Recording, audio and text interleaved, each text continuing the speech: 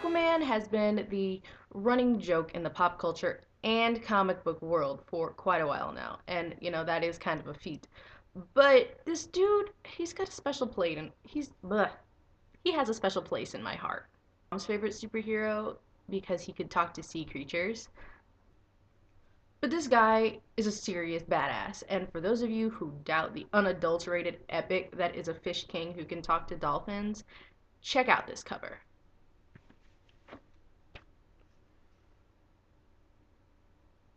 Yeah, bad ass.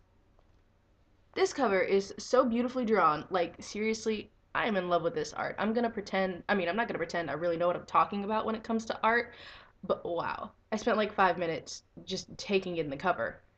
Misters Ivan Reis and Joe Prado are suddenly my current favorites. And the rest of the book is this same sort of glossy, detailed, and like finished look without being too over the top, and I just love it. It's just like cotton candy for my eyeballs. So, in the issue, we start off with this crazy creature creeping his way out of some dark depths and up toward the ocean surface. Excuse me. These fuckers look like the Predator, and they seem very intent on eating us all. So yeah, cut to Boston, Massachusetts. Us. And there's a police chase. Um, some pretty run-of-the-mill robbers, nothing special. They've got, their ski masks and everything. It's pretty run-of-the-mill. Then, bam! Aquaman! Just jumps out of the sky like, what up, motherfuckers? And then cue everyone and their mother going, what the fuck is Aquaman doing here? She should be in the water. Why is he here? So the baddies try to run him over, but he skewers them on his trident and then just flips him the fuck over. And they shoot at him, but he's like invulnerable. I don't know, whatever is going on. He doesn't get hurt. He just gets like kind of scratched a little bit, and he just gets angry, and you won't like him when he's angry. Then the cops are like smartasses, and they're like, you need some water? And he's just like, no. Then he leaps away like, fuck the police!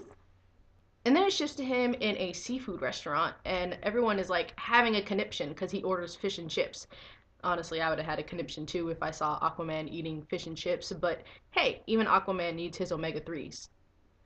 Some hipster kid with gauges in his ears sits down at Aquaman's booth totally uninvited and starts like peppering him with questions that ultimately result in asking how Aquaman likes being the laughingstock of the superworld. And then he says, how does it feel to be nobody's favorite hero? Oh my god! I love you, Aquaman! I love you! I love you! His badass wife, redhead mermaid. Oh, I love her. She's so cool. She finds him on a rock and looking out into the sea, all meaningfully. And they have a conversation that reveals that Aquaman doesn't want to go back to Atlantis, and he is staying on the surface. Fuck yes! Can I just say how happy I am about this revelation? 'Cause I am. That's more or less the end, except for the creepy predator thing saying weird shit like, food! After gobbling up some sailors, and you're just like, okay. So, the writing. It was really good.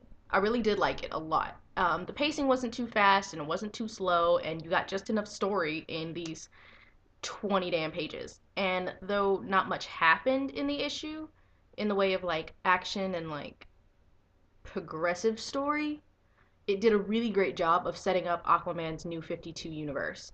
And they did it in a really concise way that didn't leave me completely confused. In this aspect, it did much better than Action Comics #1. That shit blew my mind in all the worst ways. For real though, Aquaman is a great read.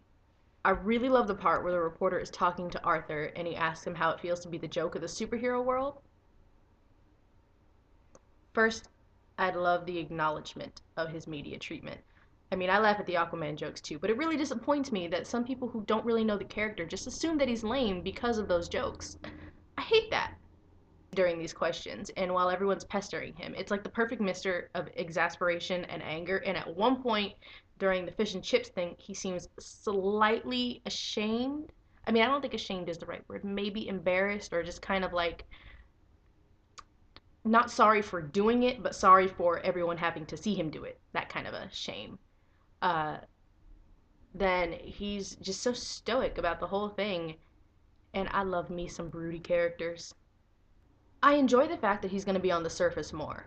I mean, when I proclaim my love for Aquaman, the biggest reasons I get, or the biggest response I get back is, well, he's only useful underwater.